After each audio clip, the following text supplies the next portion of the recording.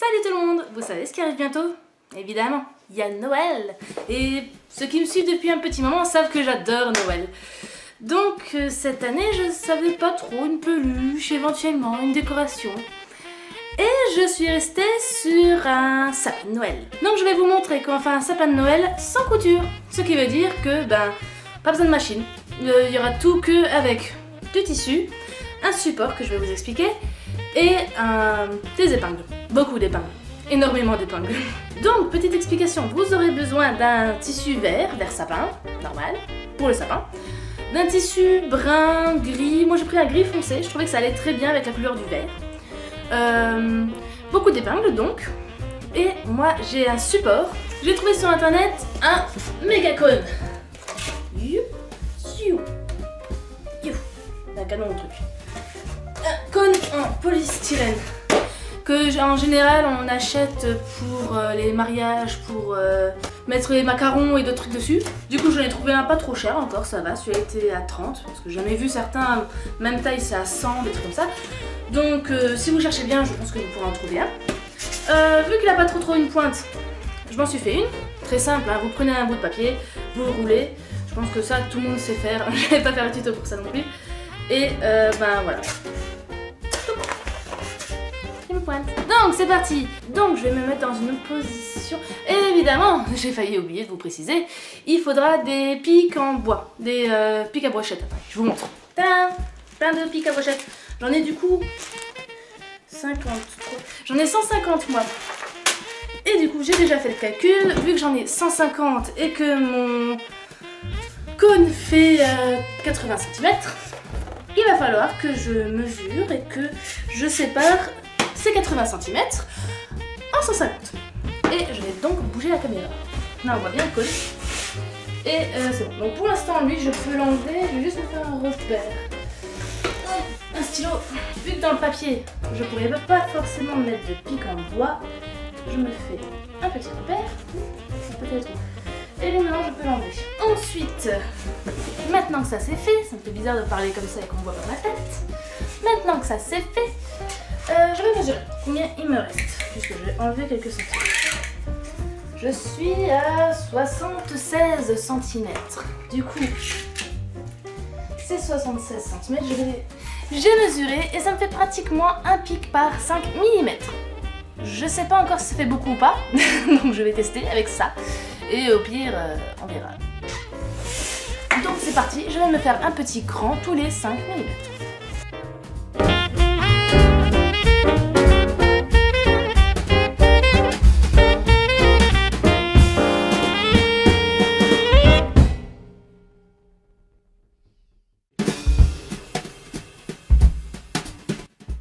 Et voilà, j'ai fait tous mes petits points. Et là je me rends compte que ça fait vraiment beaucoup de branches. Donc j'ai mes petits traits. Et je vais voir éventuellement me faire un genre de grand trait qui fait tout le tour. Mais tous les 10 ou tous les 5 pour me donner un repère. C'est parti.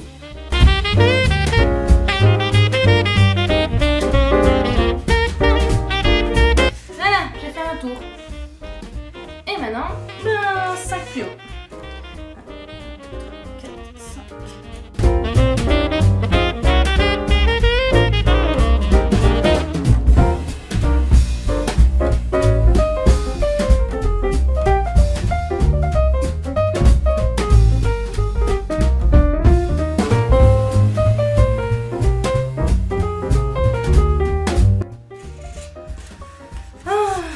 Vous savez ce qui serait cool là? C'est un truc sur le côté pour faire tourner le machin, comme ça j'aurais juste appuyé avec le feu, ça va tout seul. Tellement plus simple. Et plus régulier aussi.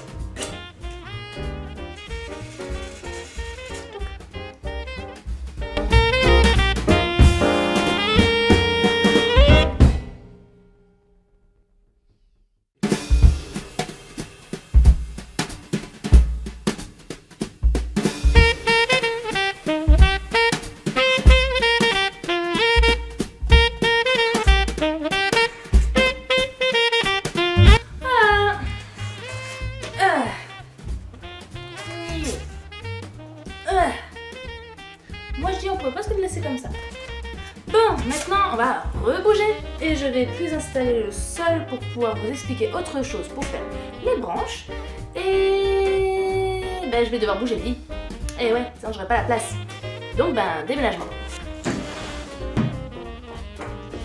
Bon, ben là il y a mon lit. Et ben j'ai fait la place que j'ai fait. Coucou. Ouais, parce que j'ai mis une caméra là-haut et une caméra ici que j'ai pas encore bougé pour expliquer un peu plus en détail comment ça va faire vu de dessus et vu des côtés pour vraiment réaliser ce sapin.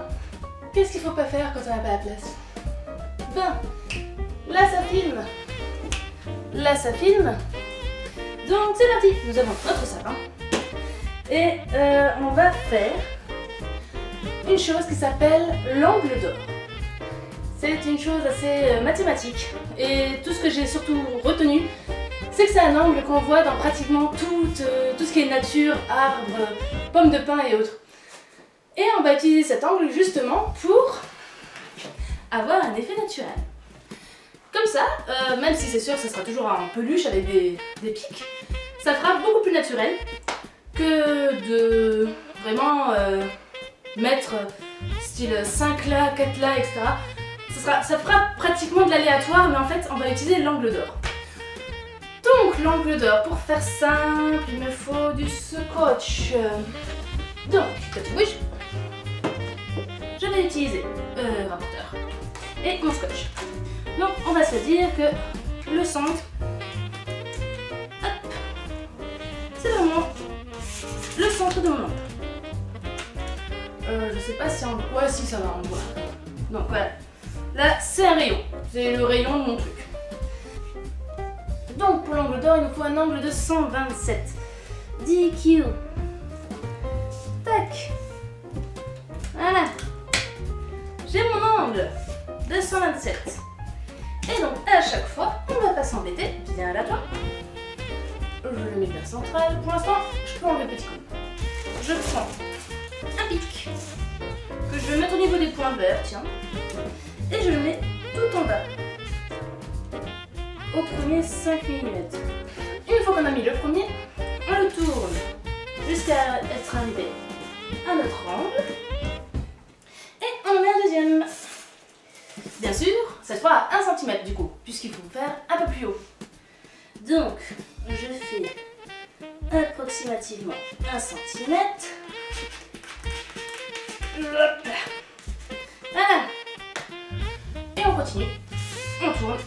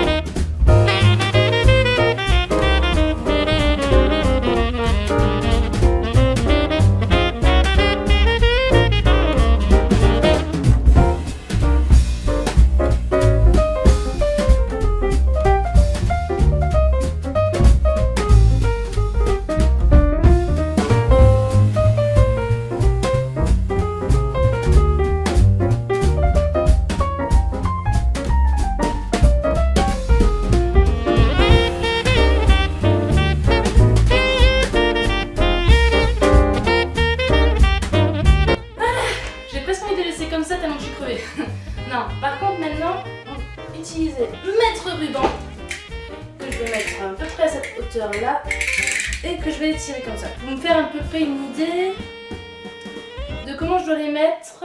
Ouais. Donc à ce moment-là, on va ou couper, pour ceux qui veulent couper, ciseaux, ou tout simplement pousser jusqu'à ce que ça ne dépasse pas trop, hein, faut pas non plus pousser trop fort et que ça dépasse de l'autre côté, pour placer tout simplement, ça fasse un beau triangle, un beau cône. Oh. Donc, c'est parti, je vais voir pousser et au pire je couperai. Voilà. Ça a l'air d'aller. Voilà. Nous avons quelque chose qui ressemble à peu près à un truc qui pourrait être un sapin. Voilà. Donc à ce moment-là, je rajoute mon petit cône et on va passer à une autre étape un peu compliquée. On va faire du moulage. J'ai beaucoup de verre. Là, on ne voit pas. Là, j'ai beaucoup de verre. Donc, puisque j'ai beaucoup de verre et qu'on verra mieux là-haut, voilà. Avec ce verre-là, qu'est-ce qu'on va faire? Tout simplement, on va le prendre, on va le mettre dessus.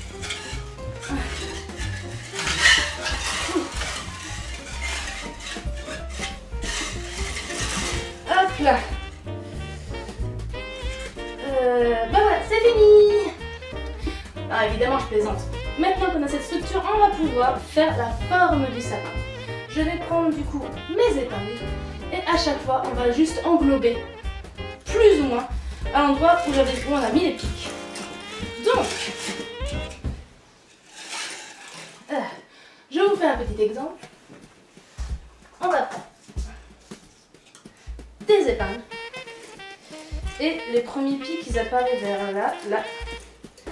Du coup, je me mets de ce côté-là, je vais monter un peu. Et là. Et on voit que là il y a un pic. Du coup, je me mets juste en dessous, j'épingle, là, et voilà, ça fait une forme, une première forme. Et maintenant, il va falloir faire ça pour pratiquement tous les pics. Ouais, et faire ça entre les pics, pour que ça fasse vraiment un pic. Donc, c'est parti.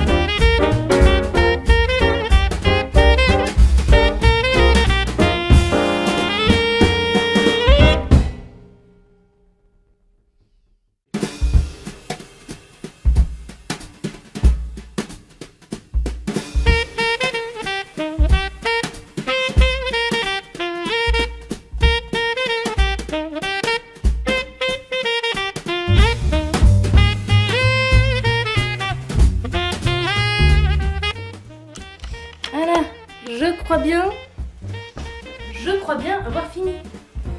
Le sapin en lui-même seulement. Du coup, à ce moment-là, ben déjà pour l'instant, je crois que je vais remettre le lit et tout comme il faut. Remettre le lit et remettre ma table de nuit. Et je vais pouvoir remettre le sapin correctement. Habituellement, sur ma table de nuit, il y a une petite lampe. Et un livre aussi en général, des mouchoirs. Ben, je vais les enlever et je vais tout simplement mettre le sapin dessus. Première chose, il faut habiller le socle. Je vais me trouver un tissu blanc et je vais le mettre dessus. Et maintenant, une petite astuce toute conne, je vais aller prendre un rouleau de papier essuie-tout pour pouvoir le déguiser en tronc. Ce qui est bien, c'est qu'ils ont à peu près la bonne taille, en tout cas pour la taille de mon sapin. Sinon, prenez du papier toilette, ça marche aussi si vous faites un plus petit sapin. Et en plus, puisqu'il est un petit peu rempli, il sera assez solide avec le carton en plus, donc c'est très bien. Et je vais pouvoir le déguiser avec du tissu. Je vais vous montrer comment. Du coup, moi j'ai mon tissu, je vais garder le côté gris foncé. Du coup, on travaille de ce côté-là. Alors, à l'endroit là.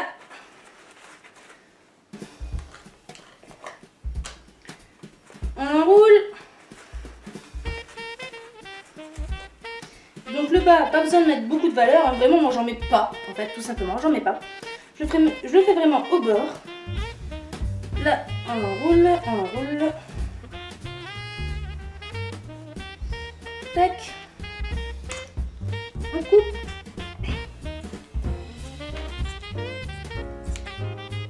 Et là par contre je mets un peu de valeur pour pouvoir le cacher.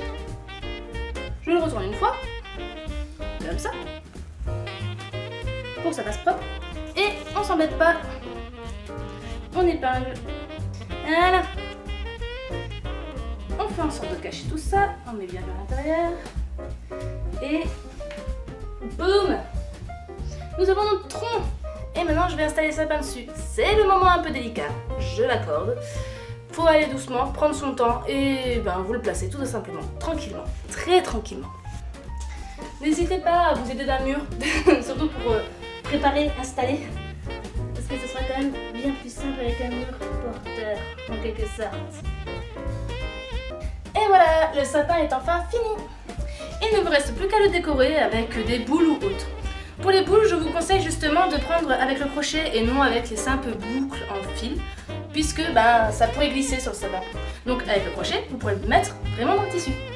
Pour ma part, pour la décoration de mon sapin, je vous le mettrai tout simplement en vidéo, comme ça vous pourrez voir comment il est décoré, et la nuit, parce que je compte mettre une guirlande lumineuse. Il ne me reste plus qu'à vous dire bonne chance, abonnez-vous à ma chaîne et à la prochaine. Bye bye!